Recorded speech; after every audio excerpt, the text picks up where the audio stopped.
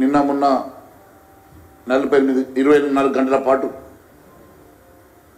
జరిగినటువంటి రైతు హామీల సాధన దీక్షకు వేలాదిగా తరలి వచ్చినటువంటి రైతన్నలకు అదే మాదిరిగా 2 రోజుల ఈ దీక్ష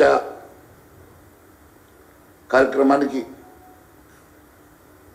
వచ్చినటువంటి గౌరవ పార్లమెంట్ సభ్యులు, గౌరవ శాసనసభ్యులు,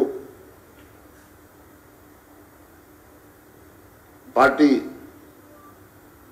వివిధ పదాధికారులు, కార్పొరేటర్లు, మాజీ ఎమ్మెల్యేలు, మాజీ ఎమ్మెల్సీలు, మాజీ పార్లమెంట్ సభ్యులు, మాజీ మంత్రులు, వివిధ జిల్లాల అధ్యక్షులు, అదే మాదిరిగా ఫ్రంటల్ ఆర్గనైజేషన్ చెందినటువంటి బీజేవైఎం, రైతు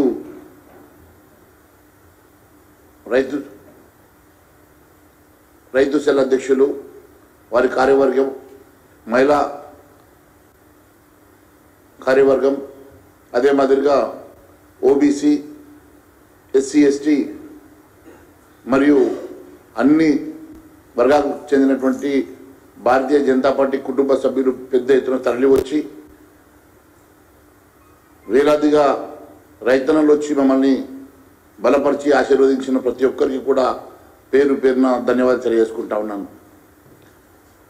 భారతీయ జనతా పార్టీ ఎప్పుడు కూడా రైతు పక్షపాతిగా, రైతులకు అండగా నిలవాలని, రైతులకు భరోసా ఇవ్వాలని, వారి వెంట భారతీయ జనతా పార్టీ అండగా ఉంటుందని, భారతీయ జనతా పార్టీ వారికి ఇచ్చినటువంటి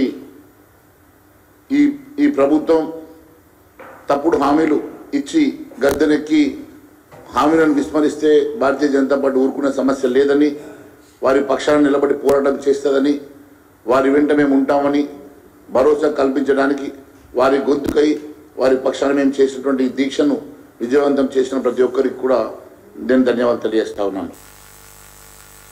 అదే మాదిరిగా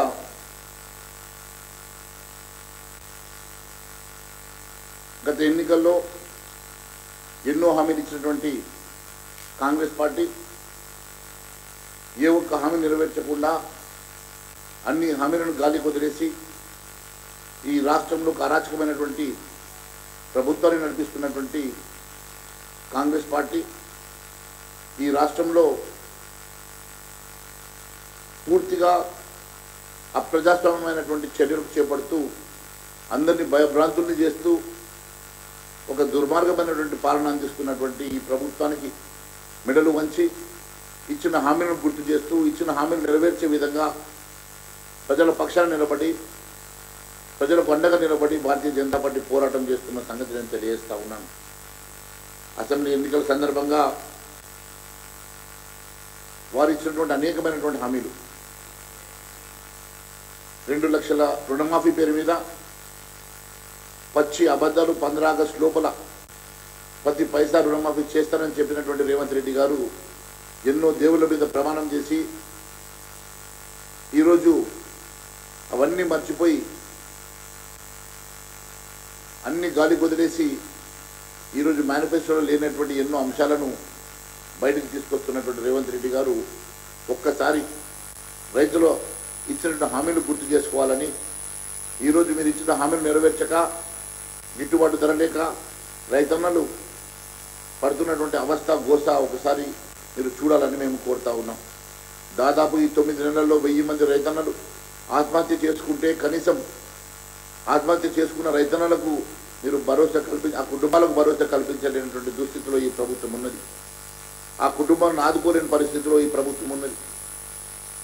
మొన్నటికి మొన్న ముఖ్యమంత్రి గారు మొత్తం హామీలు నెరవేర్చామని, మొన్నటికి మొన్న 2 లక్షల రుణమాఫీ పూర్తిగా జరిగిందని వారు చెప్తా ఉంటే తుమ్మల నాగేశ్వరరావు గారు నిన్న స్టేట్మెంట్ ఇచ్చి ఇంకా 13,000 కోట్ల రూపాయలు కూడా ఇస్తామని చెప్తా ఉన్నారంటే ముఖ్యమంత్రి గారు ఎన్ని అబద్ధాలు ఆడుతున్నారో.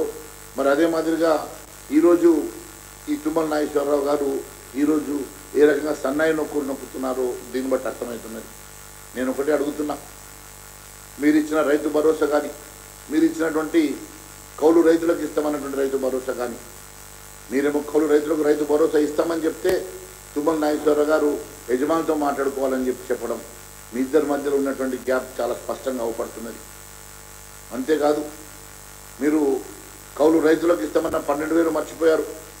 గిట్టుబాటు ధర ఇస్తామని చెప్పినటువంటి అనేకమైనటువంటి పంటలు, దాదాపు 10 పంటలకు మీరు ఇచ్చినటువంటి పూర్తి భరోసాను మర్చిపోవడం చాలా బాధగా ఉన్నది. వడ్లకు సన్న వడ్లు అని చెప్పేసి ఈరోజు 500 రూపాయలు ఇస్తామని చెప్పి దొడ్డు వడ్లకు మీరు ఇస్తామన్న బోనస్ని ఎగ్గొట్టే ప్రయత్నం చేయడం ఇది బాధాకరం. ఎందుకంటే ఈరోజు సన్న వడ్లకు ఆల్రెడీ మార్కెట్లో 3,200 రూపాయలు ధర పలుకుతుంటే మీరు ఇచ్చే 2,300 మీద 500 బోనస్కి 2,800కు ఎవరు మీరు కమ్మరు కాబట్టి అది కూడా తప్పించుకునే కార్యక్రమంలో భాగమే కదా. మరి మీరు ఇస్తామన్నటువంటి పసుపు, పత్తి, సోయాబీన్, గోధుమలు, వడ్లు, జొన్నలు, ఈ రకంగా ఎన్నో పంటలకు మీరు మరి ధర ఫిక్స్ చేసి బోనస్ ఫిక్స్ చేశారు కదా, మరి అవన్నీ మర్చిపోయినారా అని చెప్పి నేను అడుగుతా ఉన్నాను. ఇవేవి మాట్లాడకుండా ఈరోజు వ్యవసాయ మంత్రి గారు ఈరోజు ఈ రకంగా పక్కదో పట్టించడానికి మీరు నిన్న స్టేట్మెంట్ ఇవ్వడం చాలా బాధాకరం.